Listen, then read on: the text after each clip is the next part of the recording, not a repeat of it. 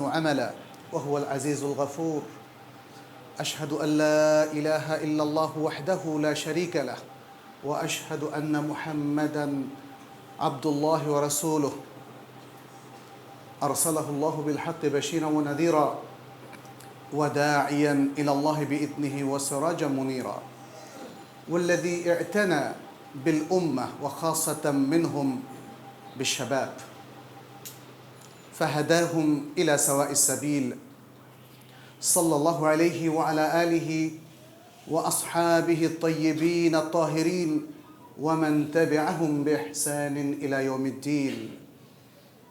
أيها المسلمون، أوصيكم ونفسي بتقوى الله عز وجل وباتباع كلام الله عز وجل وسنة نبيه صلى الله عليه وسلم، فإن القرآن والسنة من مصادر الإسلام، حيث قال نبينا محمد صلى الله عليه وسلم: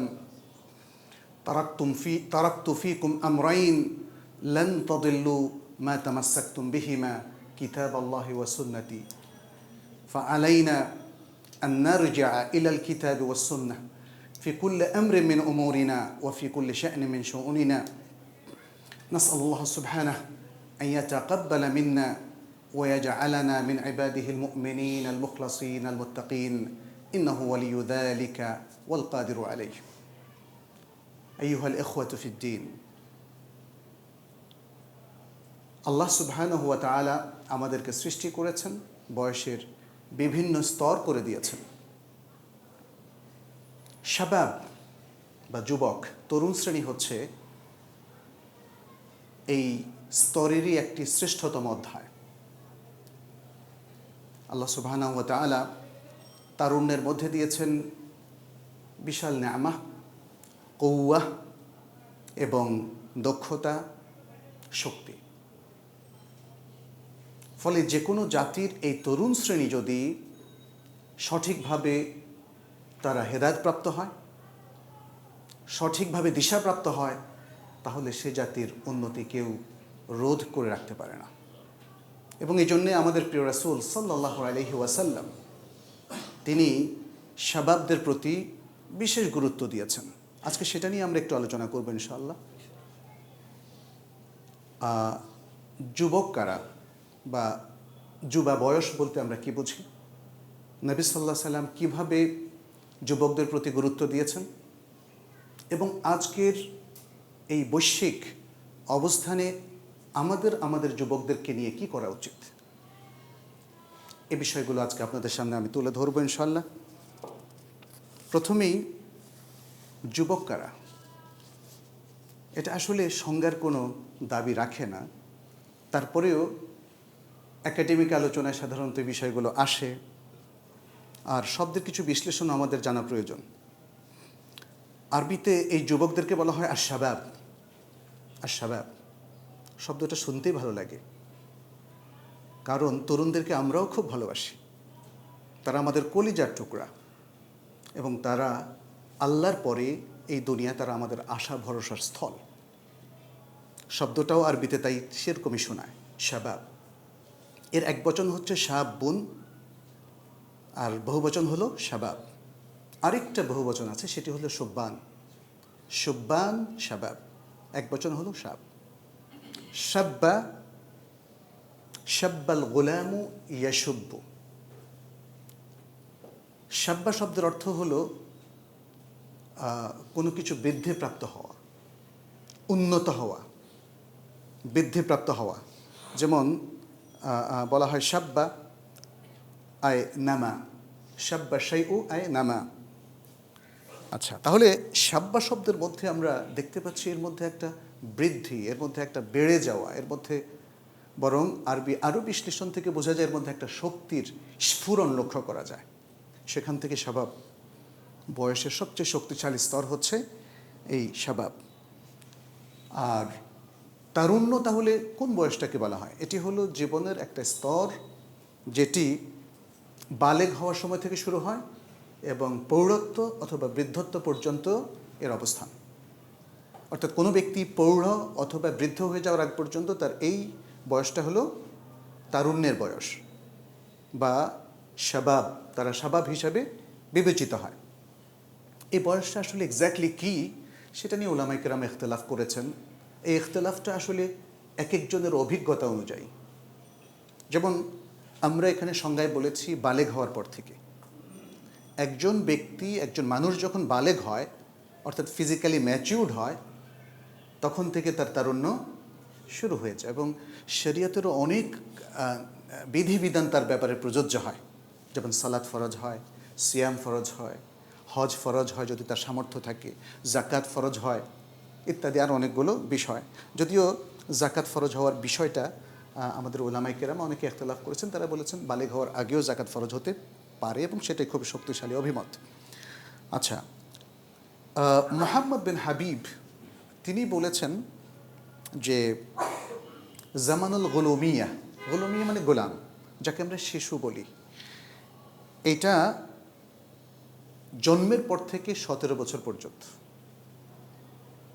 তবে আমরা জানি যে আমাদের এই মৌসুমী অঞ্চলে 17 বছর আগেই কিন্তু অধিকাংশ কিশোররা বালেগ হয়ে যায়। তাহলে 17 বছর তিনি নিশ্চয়ই হয়তো সেই এলাকায় ছিলেন যেখানে সাধারণত 17-18 বছর বয়সে মানুষ বালেগ হয়। এটা শীত প্রধান দেশগুলোতে হয়ে থাকে।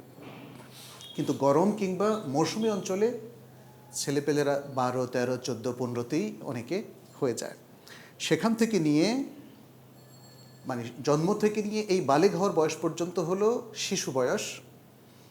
এর মধ্যে আমরা হয়তো কাউকে ইনফ্যান্ট বলি, রদি বলা হয় আরবিতে, যে দুগ্ধপোষ্য শিশু, তারপরে বালক, তারপরে কিশোর কিংবা কিশোরী, এভাবে বলি, কিন্তু পুরোটাই হচ্ছে শিশু বয়স। এরপরেই হলো তারুণ্যের বয়স, বালেগ হওয়ার পর থেকে তারুণ্যের বয়স। তারুণ্যের বয়স কতকাল পর্যন্ত থাকে? এখানে দুটো মত পাচ্ছি আমরা। কেউ বলেছেন যে সেটা 51 বছর পর্যন্ত। তারুণ্যের বয়সের পরিধিকে এই মত একটু বড় করে দিয়েছে। আর কারো কারো মতে সেটা বালেগ হওয়ার পর থেকে বা 17 বছর পর থেকে, 16 বছর পর থেকে 32 বছর পর্যন্ত। তবে এতে কোনো সন্দেহ নাই যে এই যে আমরা 16-17 বছর বললাম, তারপরে 30, 32, 35 বছর, এই বয়সটা আসলে তারুণ্যের মেইন বয়স। এবং সেটা মোস্ট প্রবাবলি বলা যায় 40 পর্যন্ত। 40-এর পরেই আসলে প্রৌঢ়ত্ব শুরু হয়। তারুণ্যের এই আলোচনা থেকে আমরা বুঝতে পারলাম যে তারুণ্যের বেশ কিছু বৈশিষ্ট্য আছে। এক নম্বর হচ্ছে আল কুওয়া। আল কুওয়া, তারুণ্যের বয়সটা হলো মারহালাতুল কুওয়া ফি উমরিল ইনসান, মানুষের বয়সের সবচেয়ে শক্তিশালী স্তর, শক্তির স্তর। দ্বিতীয় হচ্ছে, এটা হচ্ছে ফাতরাতু তাফজির আত-তাকাত, যত শক্তি আছে এই শক্তির স্ফুরণ, এই শক্তিকে কাজে লাগিয়ে কোনো কিছুতে কনভার্ট করা, এটা তারুণ্যের ধর্ম। এই জন্য তরুণদেরকে যদি সুশিক্ষায় সুশিক্ষিত করতে না পারেন, তাদেরকে যদি সমাজ কল্যাণে, সমাজ উন্নয়নে সম্পৃক্ত করতে না পারেন, তাহলে তারা সমাজ বিধ্বংসী কাজে লিপ্ত হবে। হয় সমাজকে তারা উঠাবে অথবা সমাজকে তারা অধঃপতিত করবে। এটা তারুণ্যের স্বভাব। এই জন্যে দেশ, জাতি, আমরা সবাই মিলে যদি তরুণদেরকে সুন্দর প্রশিক্ষণ দিতে পারি, সুন্দর শিক্ষা দিতে পারি, তাহলে দেশ গড়ার কাজে তারা আসবে। যেমনটি আমরা দেখেছি রাসূল সাল্লাল্লাহু আলাইহি ওয়াসাল্লামের যুগে তিনি তরুণদেরকে কি সুন্দরভাবে কাজে লাগিয়েছেন, তাই না? তার চারপাশে কিশোররা ঘুরতো, যারা পরবর্তীতে স্কলার হয়েছিল। বরং ছোট সময় থেকেই তাদের সে প্রতিভা পুরো জাতি লক্ষ্য করেছিল। আব্দুল্লাহ ইবনে আব্বাস, আব্দুল্লাহ ইবনে আমর, আব্দুল্লাহ ইবনে আমর ইবনে আস, ইবনে মাসউদ, আবু হুরায়রা, এরকম আরও অনেকে, অসংখ্য সাহাবী ছিলেন। এদের প্রত্যেককে রাসূল সাল্লাল্লাহু আলাইহি ওয়াসাল্লাম তার সুশিক্ষা দ্বারা প্রশিক্ষিত করেছিলেন এবং সমাজের সবচেয়ে শ্রেষ্ঠ তরুণে পরিণত করেছিলেন। সুবহানাল্লাহ। আজকে আমার আপনার অনেক সন্তান যারা আমাদের কথা মানছে না, কারণ তাদেরকে আমরা সেই শিক্ষাটা দিতে পারিনি। আমাদের চিন্তা ভাবনায় অনেক সময় প্রবলেম ছিল। আমরা হয়তো দুনিয়ার প্রতিবেশী মাইল ছিলাম, ভাবলাম যে দুনিয়ার সবচেয়ে বেস্ট প্রফেশনে তাকে দক্ষ করে তুলব। ফলে ইসলামের মহান শিক্ষা থেকে তারা বঞ্চিত হয়ে গেল, কোরআন শিক্ষা থেকে বঞ্চিত হয়ে গেল, এবং ভালো মানুষ হওয়ার সুশিক্ষা থেকে তারা বঞ্চিত হয়ে গেল। ফলে তার শক্তি কিন্তু কমেনি, তার শক্তি ঠিকই আছে, সেই শক্তিটা আর ভালো খাতে ব্যয় হলো না। কিন্তু আমরা দেখতে পাচ্ছি তরুণরা তার এই তারুণ্যের বয়সে সে শক্তিকে ব্যয় করবে, সে শক্তিটা কাজে লাগাবে, সেটা ভালো কাজে হোক আর মন্দ কাজে হোক। তৃতীয় একটা বিষয় আমরা দেখতে পাচ্ছি, সেটা তরুণের ঘাটতির দিক। কিল্লাতুল ইলম ওয়া কিল্লাতুল ওয়াই, কিল্লাতুল ইলম ওয়া কিল্লাতুল ওয়াই। জ্ঞান কম, কারণ তারা তো মাত্র জ্ঞানের জগতে প্রবেশ করতে যাচ্ছে। সচেতনতা কম, দিশা কম, আবেগটা বেশি। আবেগটা বাই নেচার, সৃষ্টিগতভাবে প্রত্যেক মানুষের মধ্যে থাকে। কোনো কিছু সে মানে জ্ঞান হিসাবে লাভ করুক অথবা নাই লাভ করুক, আবেগটা তার মধ্যে সবসময় প্রকট। ফলে তার আবেগ ঠিক আছে, কিন্তু তার সচেতনতা কম, তার জ্ঞান কম। এগুলো জ্ঞান বাড়ে অর্জনের মাধ্যমে, সচেতনতা বাড়ে এক্সপেরিয়েন্সের মাধ্যমে, অভিজ্ঞতার মাধ্যমে। এটা আমরা দেখতে পাচ্ছি তরুণদের মধ্যে কম। এই কারণেই বলা হচ্ছে তরুণদেরকে সঠিকভাবে দিশা দেওয়া দরকার, শিক্ষা দেওয়া দরকার। তা না হলে কিল্লাতুল ইলমের কারণে, তার জ্ঞানের ঘাটতির কারণে সে কিন্তু বিপথে পরিচালিত হতে পারে, এবং অন্য যে কেউ তাকে তাদের চিন্তাভাবনা দ্বারা প্রভাবিত করতে পারে, এবং সেটা হচ্ছে। আমরা দেখতে পাচ্ছি যে পৃথিবীর অপশক্তিগুলো তরুণদেরকে বিপথে নিয়ে যাচ্ছে, তাদের রুচি পাল্টে দিচ্ছে, তাদের জীবনধারা পাল্টে দিচ্ছে, তাদের ফ্যামিলি লাইফের স্টাইলটা পাল্টে দিচ্ছে, তাদের জীবন ধারাটাই পাল্টে দিচ্ছে। আবার যে তরুণরা সুশিক্ষা পেলে কি সুন্দর মানুষ হিসাবে গড়ে উঠত, তারা ভুল মানুষ দ্বারা, ভুল মোটিভেশন দ্বারা পরিচালিত হওয়ার কারণে একদল আবার এক্সট্রিম হয়ে যাচ্ছে। এখানেই বোঝা যাচ্ছে যে এই তারুণের বয়সটা আসলে সবাই গুরুত্ব দিচ্ছে যে যার মতো। আর চতুর্থ আরেকটা বৈশিষ্ট্য আমরা দেখি তরুণদের, সেটা হলো কামনা বাসনার বন্যে যে তাদের মধ্যে আছে, কামনা বাসনার যে স্ফুরণ, সেটাকে ব্যবহার করা। ফলে আমাদের আলোচনায় আসবে যে এই যে মানুষের জৈবিক একটা চাহিদা, কামনা এবং বাসনা, এটাকে যদি নিয়ন্ত্রণ করা যায় তাহলে মানুষ কিন্তু ভালো থাকতে পারে, এবং এটাকে নিয়ন্ত্রণ করা সম্ভব। আমরা দেখেছি যে মানুষ কিভাবে বন্য পশুকে পর্যন্ত বশ মানায়, তাই না? এটা নিয়ন্ত্রণ। কিন্তু বাঘ, সিংহকেও বশ মানানো যায়, পাখিকে কথা বলানো শেখানো যায়, যে পাখি আসলে কথা বলার প্রাণী না। তাহলে মানুষ, যাকে আল্লাহ আকল দিয়েছেন, যার জন্য ওহী নাযিল করেছেন, যাকে সুন্দর তারবিয়ত দেওয়ার একটা চমৎকার প্রোগ্রাম দিয়েছেন, তাহলে সে মানুষকে অত্যন্ত ভালো মানুষ হিসাবে গড়ে তোলার প্রোগ্রাম আমাদের আছে। এই জন্যই যদি সেই প্রোগ্রামটা আমরা ফলো করি, তাহলে আমাদের সন্তানরা, আমাদের তরুণীরা তারা তাদের কামনা বাসনাকে নিয়ন্ত্রণে রাখতে পারবে। আচ্ছা,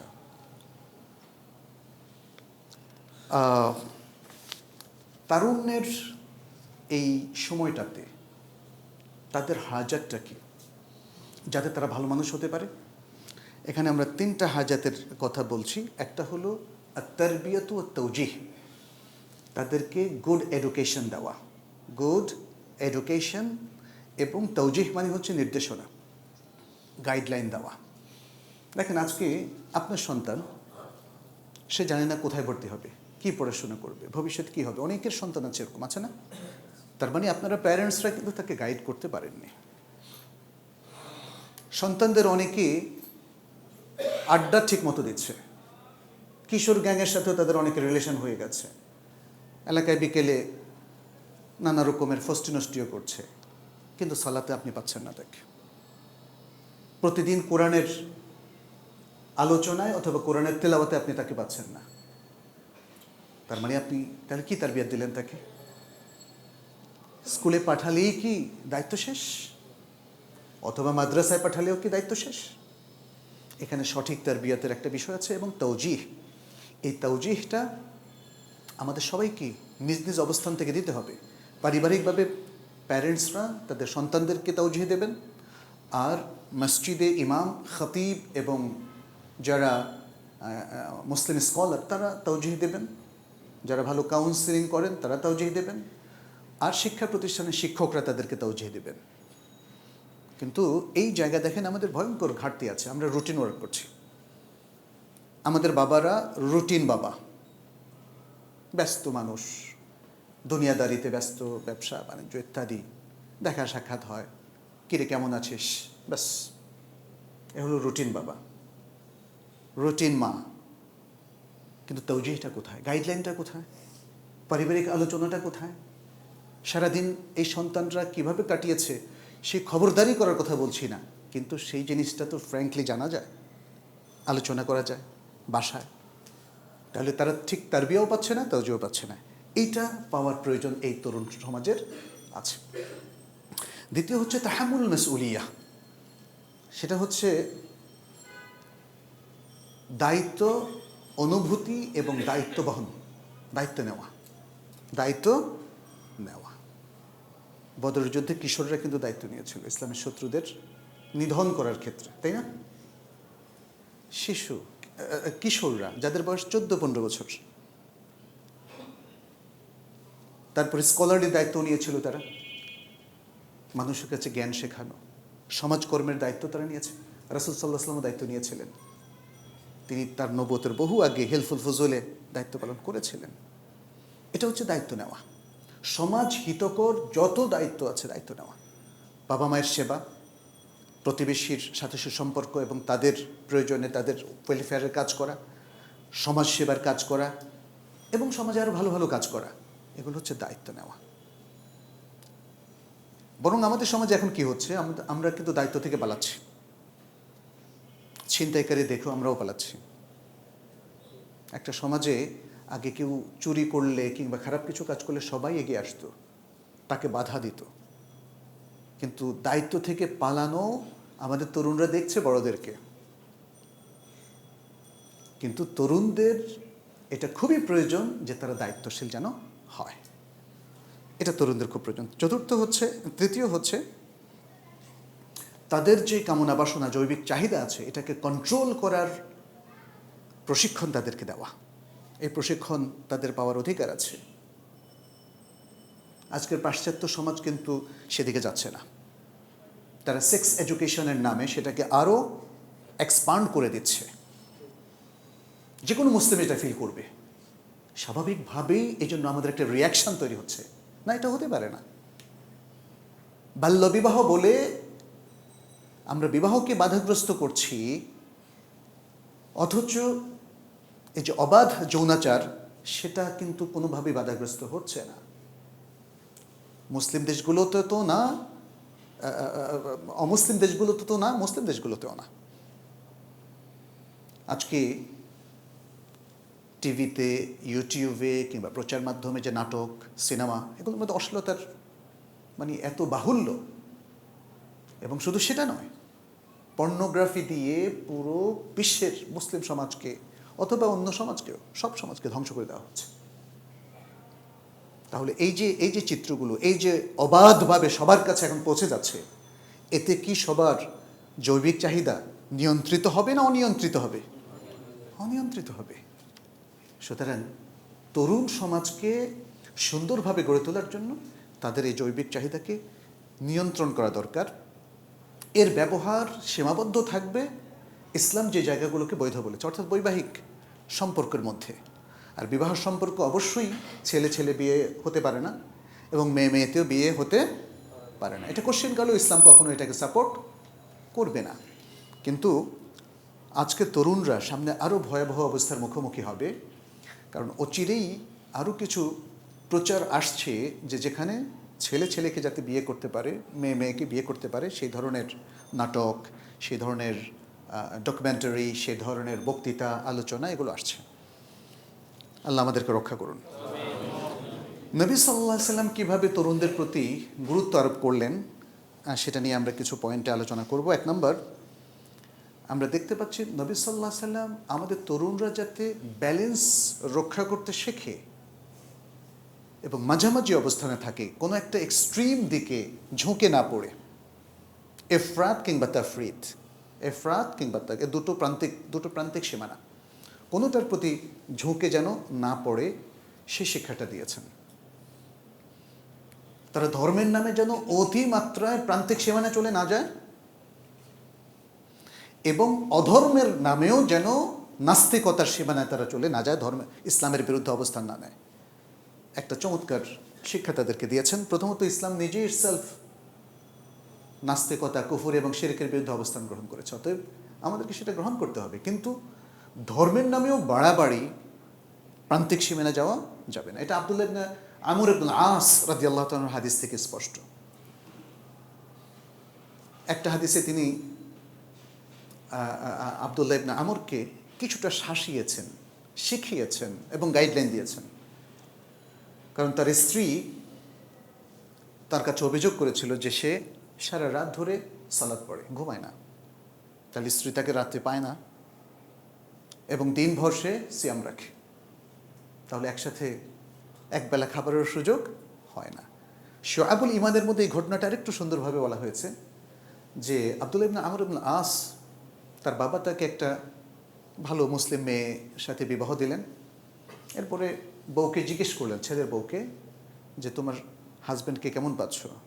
বলছে উনি তো খুব ভালো মানুষ, সারা রাত ধরে শুধু সালাত পড়ে, আমার কাছে আসে না, আর দিনভর সিয়াম রাখে, আমার সাথে কোনো আনন্দ উল্লাস করে না। দেখেন কীভাবে কথা বলছে, খুব ভালো মানুষ, এভাবে এসছে। তখন উনি ছেলেকে একটু শাসালেন, কি কেন তোমাকে বিবাহ দিলাম? কিন্তু তিনি যেহেতু বাবা বলেছে এই জন্য আর খেয়াল করলেন না ওদিকে, মানে ইগনোর করে গেলেন। পরে কোনো এক সুযোগে তার স্ত্রী নবী সাল্লাল্লাহু আলাইহি সাল্লামকে এটা বললেন। নবী সাল্লাল্লাহু আলাইহি সাল্লামকে এটা বলার পরে তিনি ডাকলেন, বললেন যে আচ্ছা কী ব্যাপার, তুমি এভাবে কেন করছো? আমাকে বলা হয়েছে যে তুমি রাত্রভর না ঘুমিয়ে সালাত পড়ছো, দিনভর তুমি সিয়াম রাখছো। তোমাকে আমি বলে দিচ্ছি কিভাবে তুমি করবে। প্রথমত জেনে রাখো যে তোমার নিজের উপর নিজের হক আছে, তোমার উপর তোমার স্ত্রীর হক আছে, অতএব প্রত্যেক হকদারকে তার হক দাও। সুবহানাল্লাহ, কি ব্যালেন্স, কি ব্যালেন্স! এটা একটা চমৎকার কোটেশন। আতি কুল্লাযী হাক্কিন হাক্কাহ, প্রত্যেক হকদারকে তার হক বুঝিয়ে দাও। তাহলে রাসূল সাল্লাল্লাহু আলাইহি ওয়াসাল্লামের এটা ছিল একটা বিশেষ ঘটনা, মানে একজন ব্যক্তিকে তিনি তৌজিহ দিচ্ছেন, গাইডলাইন দিচ্ছেন তার স্ত্রীর সাথে তিনি কিভাবে ব্যালেন্স রক্ষা করবেন। কিন্তু এই গাইডলাইনটার মধ্যে যে কোটেশনটা তিনি ইউজ করলেন, এটা হলো একদমই সবার সাথে, এই সৃষ্টির সবার সাথে আপনাকে এ আচরণ করতে হবে। আয়াতে কুল্লাযী হাক্কিন হাক্কাহ, প্রত্যেক হকদারকে তার হক বুঝিয়ে দিতে হবে। প্রাণীকে, পানিকে, মানে নদী নালার পানি, পুকুর, এগুলো নষ্ট করতে পারবেন না। আবহাওয়াকে, সব কিছু, উদ্ভিদ জগৎকে, এবং এই সমাজে যত মানুষ আছে, যত শ্রেণীর মানুষ আছে, প্রত্যেকের সাথে আপনার একটা ইন্টারাকশন আছে, রিলেশন আছে, সেখানে একটা হক তৈরি হয়, অধিকার তৈরি হয়, সেখানেও আপনাকে ব্যালেন্স রক্ষা করতে হবে। এটা রাসূল সাল্লাল্লাহু আলাইহি ওয়াসাল্লাম তাকে বললেন। এরপর তাকে তাওজীহ দিলেন যে কীভাবে সে এটাকে বাস্তবায়ন করবে। বলেন যে তুমি রাতে ঘুমাও, উঠো, আবার সালাত পড়ো। সুবহানাল্লাহ, স্বয়ং রাসূল সাল্লাল্লাহু আলাইহি ওয়াসাল্লাম তাই করতেন। তিনি এশা পড়ে দ্রুত ঘুমিয়ে যেতেন, আবার দ্রুত উঠে যেতেন। রাতের অধিকাংশ সময় তিনি সালাতে কাটাতেন, কিন্তু ব্যালেন্স রক্ষা করেছেন। আর তিনি তাকে আরেকটা তাওজীহ দিলেন যে তুমি যদি সিয়াম রাখতে চাও, তাহলে দাউদ আলাইহিস সালামের সিয়ামের মতো একদিন রাখো আরেকদিন ভাঙো, একদিন রোজা রাখো আরেকদিন ভাঙো। তাহলে দেখেন রাসূল সাল্লাল্লাহু আলাইহি ওয়াসাল্লাম কিন্তু এইভাবেই কি সুন্দর করে একজন তরুণকে বুঝিয়ে দিলেন। তাকে কিন্তু কোণঠাসা করলেন না, তাকে কিন্তু বাজে কোনো বকাবকিও করলেন না। রাসূল সাল্লাল্লাহু আলাইহি ওয়াসাল্লামের এই চমৎকার তারবিয়াত এবং তাওজীহ পেয়েছিলেন সাহাবায়ে কেরাম। আজকে কি সেরকম তারবিয়াত পাচ্ছে আমাদের তরুণরা? আচ্ছা, দ্বিতীয় যে বিষয়টা, সেটি হচ্ছে নবী সাল্লাল্লাহু আলাইহি ওয়াসাল্লাম তরুণদেরকে দায়িত্ব দিতেন এবং কখনো কখনো কোনো ক্ষেত্রে তাদেরকে নেতৃত্বে নিয়ে আসতেন। আমাদের মুরব্বীরা, আমাদের বয়োজ্যেষ্ঠরা অনেক সময় বলেন সে পারবে না, একটাই কথা, বাস তাকে দিয়ে হবে না, এত গুরু দায়িত্ব তাকে দিয়ে ভুল করলেন। কিন্তু রাসূল সাল্লাল্লাহু আলাইহি ওয়াসাল্লাম দেখেন উসামা বিন যায়েদকে একটা সৈন্য দলের দায়িত্ব দিলেন, যেই দলের মধ্যে আবু বকর রাদিয়াল্লাহু তাআলা আনহু ছিলেন, ওমর রাদিয়াল্লাহু তাআলা আনহু ছিলেন, অন্যান্য বড় বড় সাহাবারা ছিলেন। সুবহানাল্লাহ।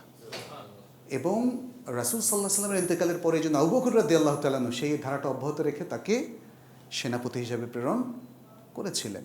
সেনাপতি একটা বিশাল বড় দায়িত্ব, গুরুত্বপূর্ণ দায়িত্ব, রাষ্ট্রের নিরাপত্তার বিষয়টা এর সাথে জড়িত। অথচ রাসূল সাল্লাল্লাহু আলাইহি সাল্লাম দ্বিধা করলেন না, কারণ তিনি দেখতে পেয়েছিলেন তরুণদের মধ্যে অনেক যোগ্যতা আছে, যার মধ্যে যখনই যে যোগ্যতা দেখেছেন তার প্রতি তাকে আস্থায় নিয়ে তিনি তাকে সে দায়িত্ব দিয়েছেন। আর আমরা আসলে অনেক সময় পার্থক্য করতে পারি না। আমাদের সন্তানরা, আমাদের তরুণরা কি পরিমাণ প্রতিভা নিয়ে আছে সেই জিনিসটা হয়তো অনেক সময় আমরা ইগনোর করে যাচ্ছি। আপনার হয়তো অত্যন্ত মেধাবী সন্তানকে আপনি বলছেন না, সে এখনও বোকা, এখনও অনেক কিছু বুঝে না, এভাবেই আমরা তাদেরকে ইগনোর করছি। এটা করা যাবে না। তাহলে আমরা বুঝতে পারলাম যে রাসূল সাল্লাল্লাহু আলাইহি সাল্লাম ঠিক যেই স্টাইলে তরুণদেরকে উঠিয়ে নিয়ে এসেছেন, নেতৃত্বের জন্য তৈরি করেছেন, এই ধারাটা আমাদেরকে অব্যাহত রাখতে হবে। তৃতীয় হচ্ছে, রাসূল সাল্লাল্লাহু আলাইহি সাল্লাম তরুণদের অন্তরে ঈমানের বীজ বপন করেছেন। রাসূল সাল্লাল্লাহু আলাইহি সাল্লাম তরুণদের অন্তরে ঈমানের বীজ বপন করেছেন, যাতে তারা আল্লাহর মানহাজ থেকে, ইসলামের মানহাজ মেথড থেকে, ইসলামের জীবন পদ্ধতি থেকে যাতে এদিক ওদিক সরে না যায়, বিচ্যুত না হয়। এটার একটা প্রমাণ আমরা পাচ্ছি, যেমন বুখারী মুসলিমের একটা হাদিস, আবু হুরায়রা রাদিয়াল্লাহু তাআলা আনহু থেকে বর্ণিত। সে বিখ্যাত হাদিসটা আপনারা সবাই জানেন। 7 ব্যক্তি যাদেরকে আল্লাহ সুবহানাহু ওয়া তাআলা তার ছায়ার নিচে ছায়া দিবেন, যেদিন তার ছায়া ছাড়ার কোনো ছায়া থাকবে না। এর মধ্যে প্রথম হচ্ছে কি, ইমামুন আদিল, মুসলিম রাষ্ট্রের ন্যায়পরায়ণ নেতা। এবং তারপরেই হচ্ছে শাবুন নাশাআ ফি ইবাদাতিল্লাহ। শাবুন নাশাআ ফি ইবাদাতিল্লাহ, এমন তরুণ যে আল্লাহর ইবাদতের উপর বেড়ে উঠেছে। তো তরুণ কোত্থেকে ইবাদত শিখবে? তরুণ তো তাইলে তার যে মা বাবা, তার যে শিক্ষক, যে মুসলিম স্কলাররা আছেন, তারা মিলে তাকে সে তারবিয়াতটা দেবেন। সে তাদের কাছ থেকে আল্লাহর ইবাদত করাটা শিখবে এবং শেখার পরে সে সেভাবে নিজেকে গড়ে তুলবে। আমরা যদি দেখি প্র্যাকটিক্যালি, আমাদের বাচ্চাদেরকে সহজে সালাতমুখী করা যায় না, কোরআনমুখী করা যায় না। অনেকেই আমরা আসলে এক্ষেত্রে হয়তো বা দক্ষ নই, ফলে আমরা ব্যাট দিয়ে পিটিয়ে তাদেরকে পড়াই। এর আরও অনেক সুন্দর সুন্দর পদ্ধতি আছে, কিন্তু যদি সঠিক তারবিয়া সন্তানরা পায়, তাহলে দেখবেন সে সন্তান সহজে আপনার সাথে মসজিদে চলে আসছে। আমি তো এখানে কাউকে দেখছি না যে ছোটো বাচ্চাকে কেউ নিয়ে এসেছেন। আমরা কি নিষেধ করেছি নাকি? আপনাদের 6, 7, 8 বছর, 10 বছরের বাচ্চাদেরকেও নিয়ে আসবেন। ওরা তো মসজিদকে চিনবে না। না হলে এখন যেভাবে আমরা, আমাদের যে কালচারটা হয়েছে, তাতে ওরা মনে করবে যে আমি যেদিন বাবার মতো বুড়ো হব অথবা দাঁড়িয়ে উঠবে সেদিন যাব। শাবুন নাশাআ ফি ইবাদাতিল্লাহ, ইবাদত মানে শুধু সালাত না, সকল ক্ষেত্রে আল্লাহর ইবাদত করা, আল্লাহমুখী হওয়া, আল্লাহর উপর তাওয়াক্কুল রাখা, আল্লাহর উপর ভরসা রাখা, আল্লাহর সাথে একটা রিলেশন তৈরি করা, আল্লাহর কাছে দোয়া করা, এগুলো হচ্ছে ইবাদত। কোরআন পাঠ করা, তেলাওয়াত করা এবং সে তেলাওয়াতে মজা পাওয়া, কোরআনের অর্থ বোঝা, সে অর্থ দ্বারা প্রভাবিত হওয়া, এগুলো সব হচ্ছে ইবাদত। এগুলো হচ্ছে ইবাদত। আমরা ইবাদতকে এখন বানিয়ে ফেলেছি রিচুয়াল, অল্প কিছু কাজ করলাম, ইবাদত করলাম। নো, শাবুন নাশাআ ফি ইবাদাতিল্লাহ, এটা অত্যন্ত অর্থবোধক একটা বাক্য, বুঝতে হবে সেটা একটা আদর্শের উপর। সে আদর্শটা কি? ইবাদাতুল্লাহ, আল্লাহর ইবাদত। এই আদর্শের উপর এই শাবাব যে প্রতিপালিত হবে, যে গড়ে উঠবে, যে রেইজড আপ হবে, যে প্রশিক্ষিত হবে, সে হচ্ছে ওই 7 ব্যক্তির এক ব্যক্তি। আপনারা আমরা কি কেউ কি চাই না আমার কলিজার টুকরা সন্তানটা ওই 7 ব্যক্তির মধ্যে হোক? যদি চাই, তাহলে তাদেরকে ইবাদতের এই প্রশিক্ষণটা দিতে হবে এবং ইবাদতের উপর তাদেরকে মানুষ করতে হবে।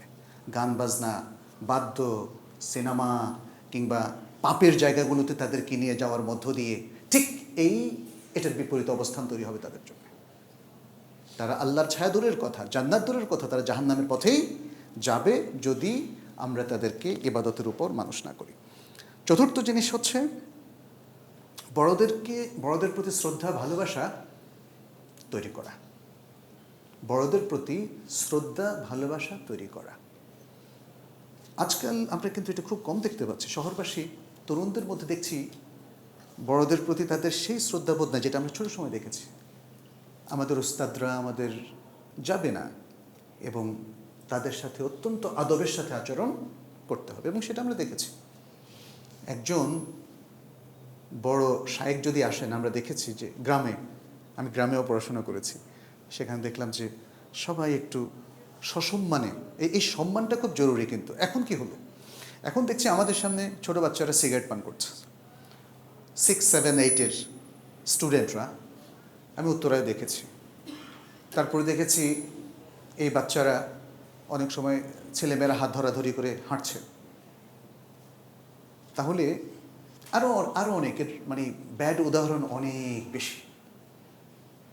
আগে এক সময় দেখেছি বাসে বয়স্কদেরকে দেখলে তরুণরা সিট ছেড়ে দিত, এখন দেয় না।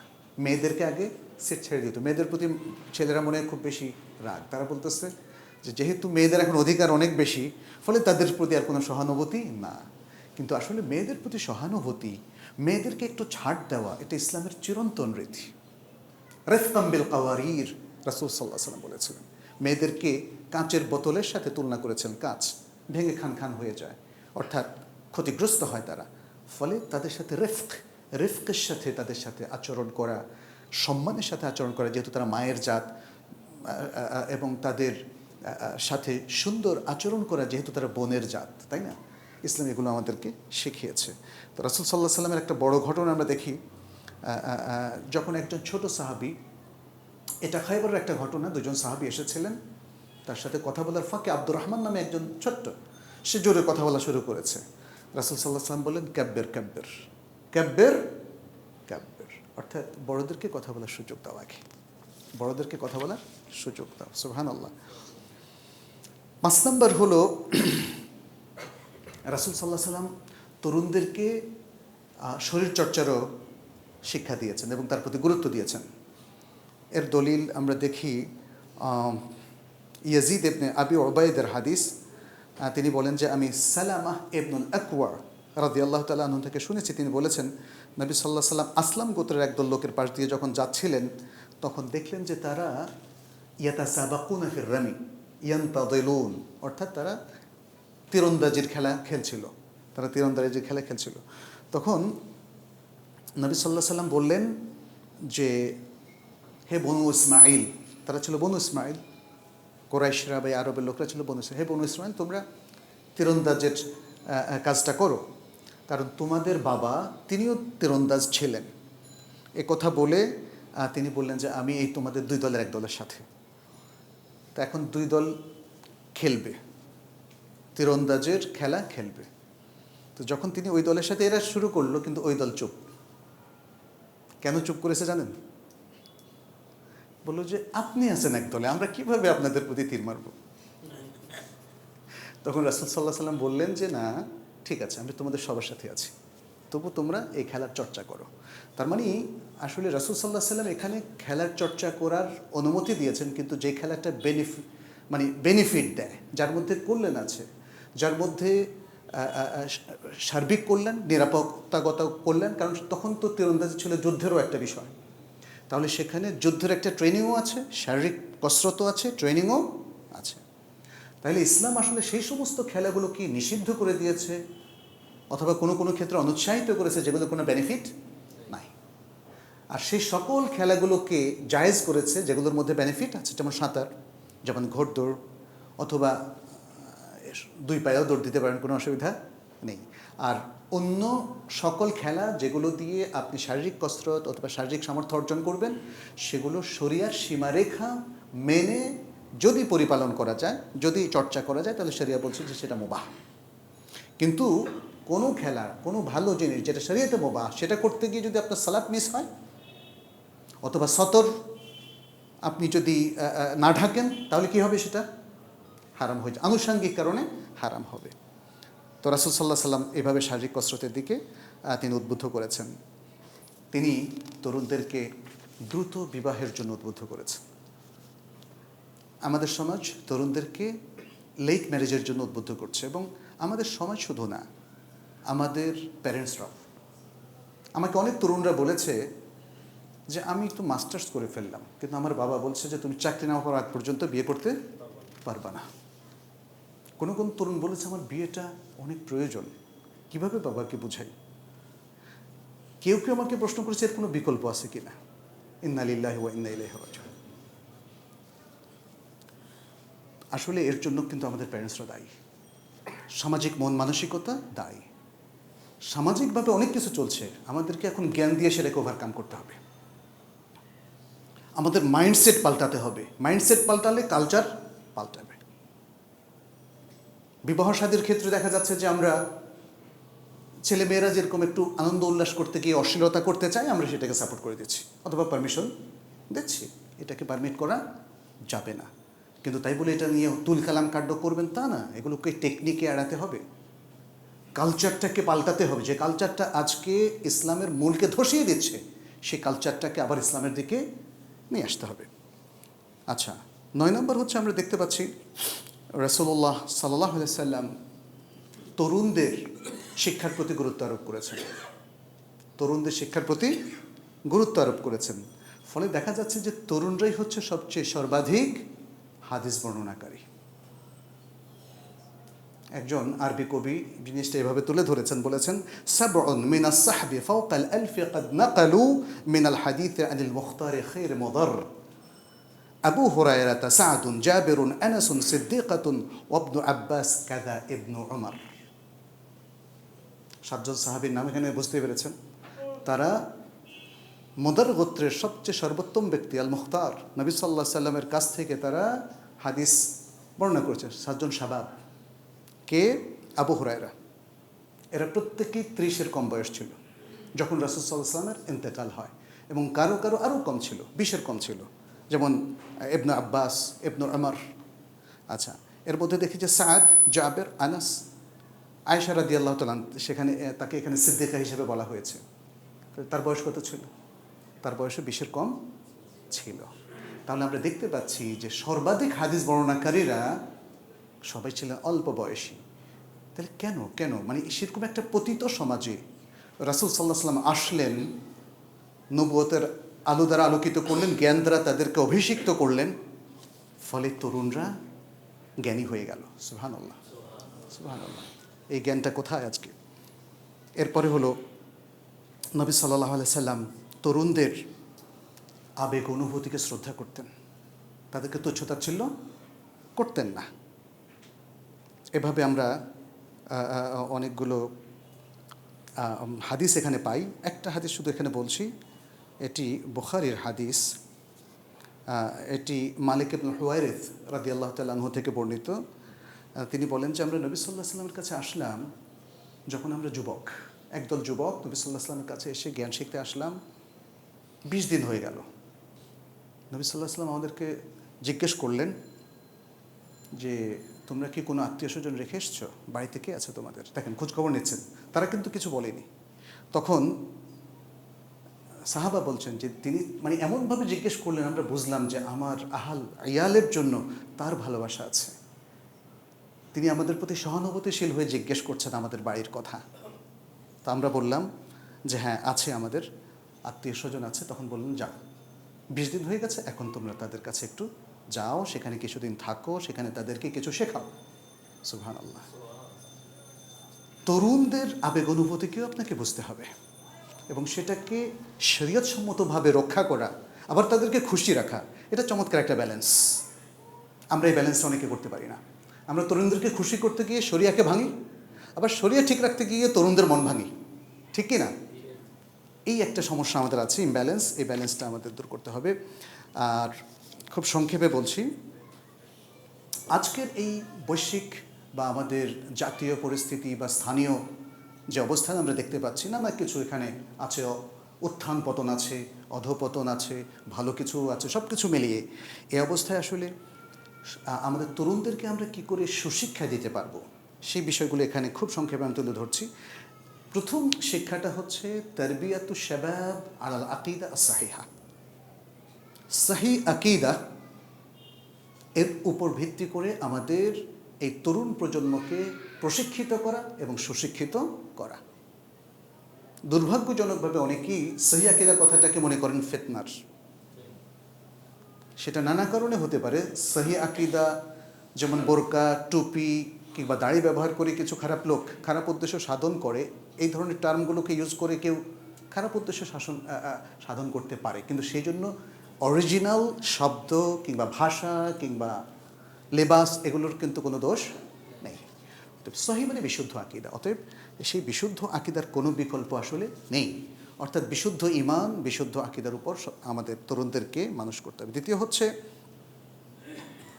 যেহেতু রাসূলুল্লাহ সাল্লাল্লাহু আলাইহি ওয়াসাল্লাম তিনি মানুষকে সঠিক দিকে নিয়ে আসার জন্য তিনি প্রেরিত হয়েছেন, অতএব আমাদেরকেও আমাদের তরুণদেরকে রাসূল সাল্লাল্লাহু আলাইহি ওয়াসাল্লামের সুন্নাহর উপরে, তার জীবন পদ্ধতির উপরে, তার জীবনধারার উপরে তারবিয়ত দিতে হবে এবং সেদিকে তাদেরকে আহ্বান করতে হবে।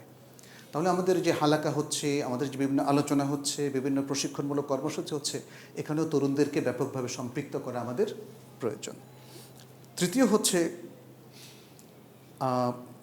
কিছু উপকারী, যেটা ইসলাম সম্মত দিন এবং দুনিয়ার কিছু কোর্সের ব্যবস্থা করা।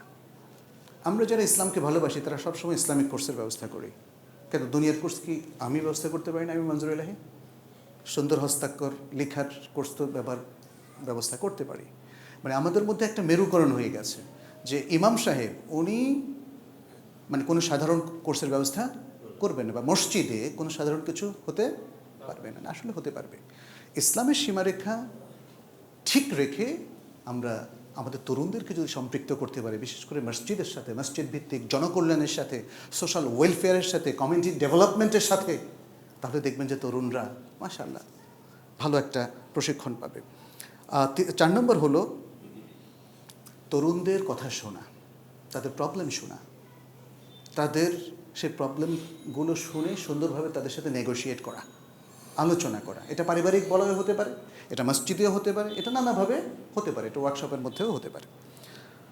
5 নম্বর হলো তরুণদের সমস্যার মধ্যে একটা সমস্যা হলো আনএমপ্লয়মেন্ট সমস্যা, অর্থাৎ তাদের বেকারত্ব।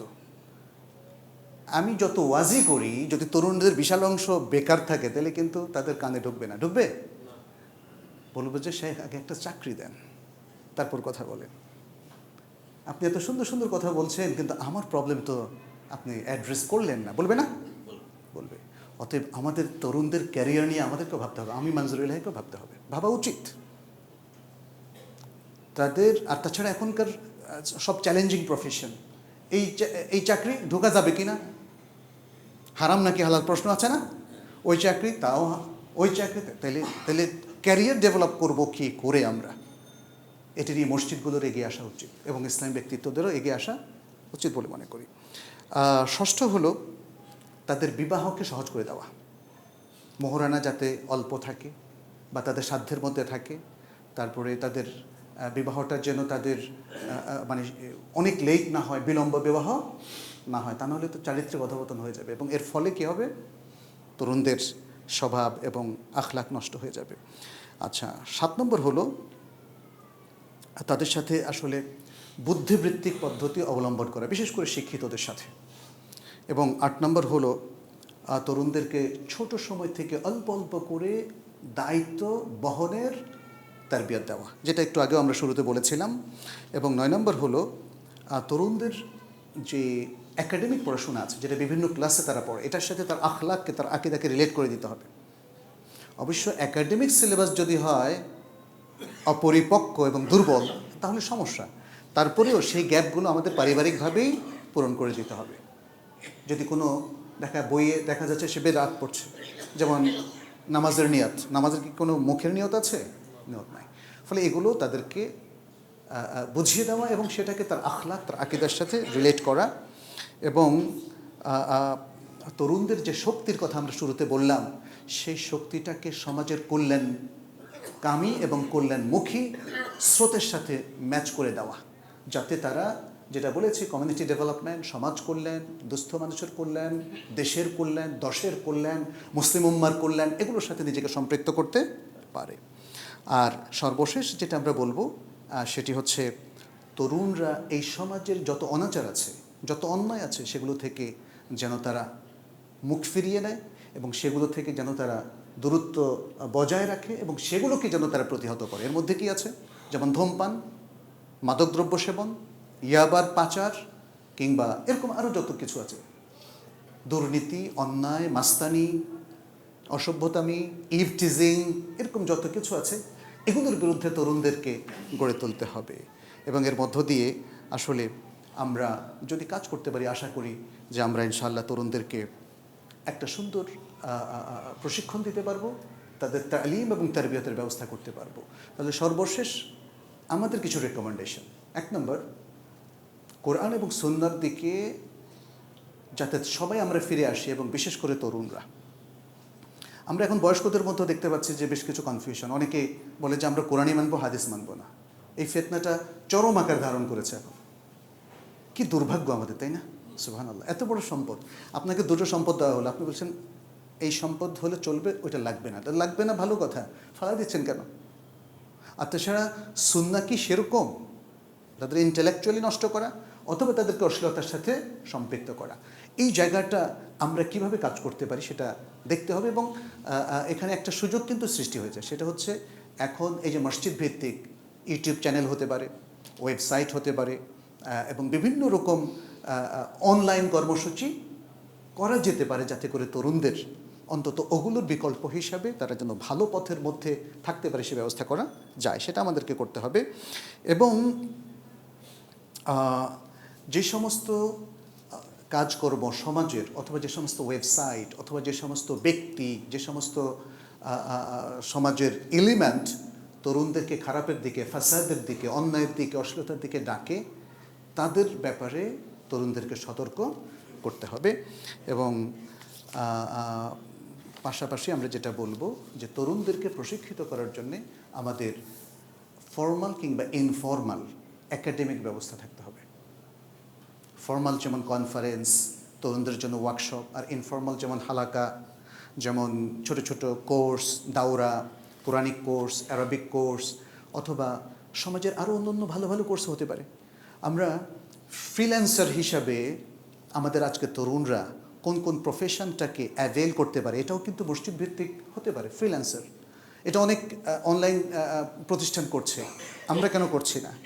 এখন তো আমাদের কাছে প্রশ্ন আসে যে ফ্রিল্যান্সিংয়ে আমি এমন একটা ওয়েবসাইট ডেভেলপ করলাম যেটা আসলে পরিণতিতে বা শেষে গিয়ে এটা কুফরি মতবাদকে প্রতিষ্ঠা করছে, অথবা মেয়েদের ছবি সেখানে ব্যাপকভাবে ব্যবহৃত হচ্ছে, উলঙ্গ, অর্ধলঙ্গ ইত্যাদি, তাহলে এটা জায়েজ হবে কি না? তাই না? একটা জায়েজ হবে না। তাহলে ফ্রিল্যান্সিংয়ে আপনি যা ইচ্ছা তাই করতে পারেন না। আপনি যেমন আরেকটা জিনিস, ইউটিউব চ্যানেল অনেকে খুলে বসে আছে, বিভিন্ন রকম ওয়াজ মাহফিল তারা প্রচার করে, বলে যে আমি তো ইসলামী প্রচার করছি। কিন্তু যদি বেদাআতের পক্ষের কথা প্রচার করেন, তাহলে কি তার ইনকামটা আপনার হালাল হবে? প্রথম কথা।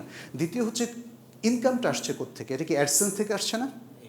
অ্যাডভার্টাইজ থেকে। অ্যাডভার্টাইজগুলো কি শরীয়তসম্মত? যদি এই অ্যাডভার্টাইজগুলো শরীয়তসম্মত না হয়, তাহলে আপনার প্রত্যেকটা টাকা হারাম হয়ে যাবে, এটা মনে রাখতে হবে। শরীয়তসম্মত অ্যাডভার্টাইজ দেওয়ার জন্য ইউটিউব কোনো ব্যবস্থা করেনি, এই ব্যবস্থাটা আপনি নিজে করতে পারেন। আপনার যদি হিউজ পরিমাণ সাবস্ক্রাইবার থাকে, তাহলে আপনি নিজে অ্যাড বানান, অ্যাড বানিয়ে সেখান থেকে টাকা আর্ন করেন, এটা জায়েজ হবে। এটা হলো একটা বিকল্প। আমাদের উদ্যোক্তারা কোথায়, তাই না? আইডিয়া তো একটা বড় ব্যাপার।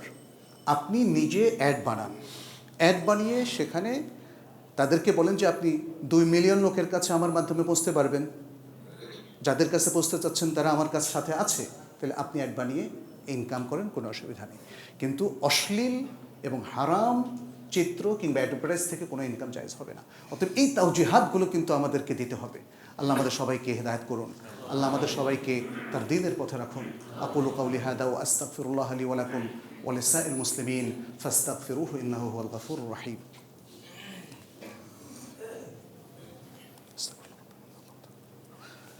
الحمد لله رب العالمين والعاقبة للمتقين وأصلي وأسلم على نبينا محمد وعلى آله وأصحابه أجمعين.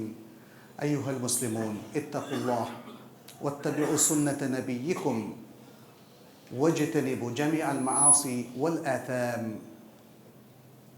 اتقوا الله في أنفسكم وفي علنكم وسركم، واعتنوا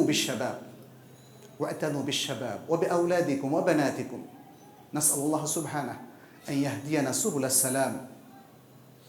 আসুন আমরা সকলেই আমাদের প্রিয় রাসূল সাল্লাল্লাহু আলাইহি ওয়াসাল্লামের যে সুন্নাহ, যে মানহাজ, যে পদ্ধতি, আমাদের নিজেদের জীবন গড়ার ক্ষেত্রে, সংসার সমাজ সব কিছু পরিচালনার ক্ষেত্রে এবং আমাদের সন্তানদের তারবিয়াতের ক্ষেত্রে, বিশেষ করে আমাদের শিশু এবং তরুণদের প্রশিক্ষণের ক্ষেত্রে আমরা তাকে অনুসরণ করি। নবী সাল্লাল্লাহু আলাইহি সাল্লাম প্রত্যেক জিনিসে যেভাবে গুরুত্ব দেওয়া দরকার তাই দিয়েছেন। ফলে তিনিই হচ্ছেন পৃথিবীর সফলতম ব্যক্তি যে খুব অল্প সময়ে তার দেশের সকলকে ইতিবাচকভাবে পরিবর্তন করেছেন। তিনি জাহিলিয়াতকে মাত্র 20 বছরের মাথায় দূর করে দিয়েছেন। তিনি এই মানুষগুলোকে, এগুলো কোনো ভিন গ্রহ থেকে আসেনি। আবু বকর রাদিয়াল্লাহু তাআলা আনহু মঙ্গল গ্রহ থেকে আসেননি, ওমর রাদিয়াল্লাহু তাআলা আনহু চাঁদের দেশ থেকে আসেননি। তার সমাজেরই সন্তান ছিলেন যারা আগে সঠিক পথে ছিল না, কিন্তু নবী সাল্লাল্লাহু আলাইহি ওয়াসাল্লামের মাধ্যমে তারা পথপ্রাপ্ত হলো। শুধু এই অল্প কয়েকজন নয়, পুরো গোটা হিজাজ প্রদেশে নবী সাল্লাল্লাহু আলাইহি ওয়াসাল্লামের মক্কা বিজয়ের পরে মক্কা, মদিনা এবং আশেপাশের সবাই ইসলামের আলো দ্বারা আলোকিত হয়েছেন, এবং সেটা জ্ঞান দ্বারা, সঠিক তারবিয়াত দ্বারা, সঠিক তাওজীহ এবং গাইডলাইন দ্বারা। আসুন আমরা নিজেদেরকে সেভাবে আলোকিত করি, সন্তানদেরকে সেভাবে আলোকিত করি। হাদা ওয়াসাল্লু ওয়াসাল্লিমু আলা নবিয়িনা মুহাম্মদ ফাকাদ ক্বালা আল্লাহু সুবহানাহু ইন্নাল্লাহা ওয়া মালাইকাতাহু ইউসাল্লুনা আলান নবী ইয়া আইয়ুহাল্লাযীনা আমানু সাল্লু আলাইহি ওয়া সাল্লিমু তাসলিমা ওয়া ক্বালা আন-নাবিয়্যু সাল্লাল্লাহু আলাইহি ওয়া সাল্লাম মান সাল্লা আলাইয়া মাররাতান সাল্লাল্লাহু আলাইহি বিহা আশারা আল্লাহুম্মা সাল্লি ওয়া সাল্লিম ওয়া বারিক ওয়া আন'আম আলা নবিয়িনা মুহাম্মদ ওয়ারদ আল্লাহুম্মা আনিস সাহাবাতি আজমাইন وأنا معهم بعفوك وكرمك يا أكرم الأكرمين اللهم أعز الإسلام والمسلمين اللهم أعز الإسلام والمسلمين اللهم بارك لنا في هذا المسجد وبارك لنا في هذا القرى وبارك لنا في نفوسنا وبارك لنا في أولادنا وبارك لنا في أزواجنا وبارك لنا في جميع أعمالنا يا رب العالمين শেষে আরেকটা কথা আমি একটু বলবো আপনাদেরকে, সেটি হচ্ছে আপনারা আলহামদুলিল্লাহ সবাই এই মসজিদকে আবাদ করার ব্যাপারে এগিয়ে এসেছেন। মসজিদের নির্মাণ কাজ এর সাথে আরও অনেক খরচ আছে। মসজিদের পরিচালনা ব্যয়, মসজিদের দেখাশোনার যে ব্যয় বা এটাকে মেনটেন্যান্স আমরা বলতে পারি, 3টা বড় বড় খাত আছে: নির্মাণ, মেনটেন্যান্স এবং পরিচালনা। তো আপনারা সবাই এই সব খাতেই টাকা দেবেন বলে আমরা আশা করছি। আর্থিক অনুদান দেবেন এবং পরামর্শ দেবেন এবং জ্ঞানগত পরামর্শও দেবেন। আল্লাহ আমাদের সবাইকে তৌফিক দান করুন। আল্লাহ আমাদের প্রচেষ্টাগুলোকে কবুল করুন। আল্লাহ আমাদের সব কিছুতে বরকত দান করুন। এই সমাজের মধ্যে বরকত দান করুন, এই মসজিদে বরকত দান করুন, এবং আমরা যারা এখানে সালাত পড়ছি, দিন শিখছি, আল্লাহ সেখানেও বরকত দান করুন। হাদা ওয়াসাল্লু ওয়াসাল্লিমু আলা নবিয়িনা মুহাম্মদ اللهم تقبل منا إنك أنت السميع العليم وتب علينا إنك أنت التواب الرحيم سبحان ربك